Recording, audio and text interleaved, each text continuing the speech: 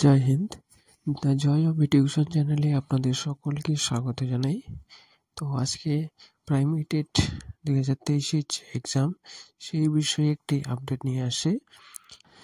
আমরা জানি গত কয়েকদিন আগে দিলীপ ঘোষের পক্ষ থেকে প্রাইমারি টেট পিছানোর জন্য কলকাতা হাইকোর্টে জনস্বার্থ মামলা করা হয়েছিল। মামলার কারণ হিসেবে জানা যায় যে 24 তারিখ কলকাতায় গীতাপীঠ এর একটি বিরাট বড় কর্মসূচি রয়েছে।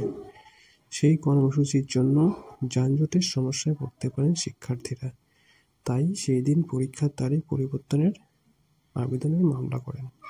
তো সেই মামলার যে শুনানি, সেই শুনানি হাইকোর্টের পক্ষ থেকে দেওয়া হয়েছে, যেটি হলো আগামী 24 তারিখ পর্ষদের পক্ষ থেকে যে পরীক্ষার ডেট ঘোষণা করা হয়েছিল, সেই 24 তারিখই পরীক্ষার ডেট বহাল রাখছে কলকাতা হাইকোর্ট।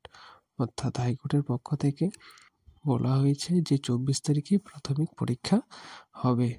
যদিও পর্ষদের পক্ষ থেকে শুনানির কয়েকদিন আগেই প্রাইমারি টেটের যে অ্যাডমিট কার্ড সেটা প্রকাশ করেছিল, তবুও হাইকোর্টের এই নির্দেশে নিশ্চিত যে প্রাইমারি টেট পরীক্ষা আগামী 24 তারিখেই হবে।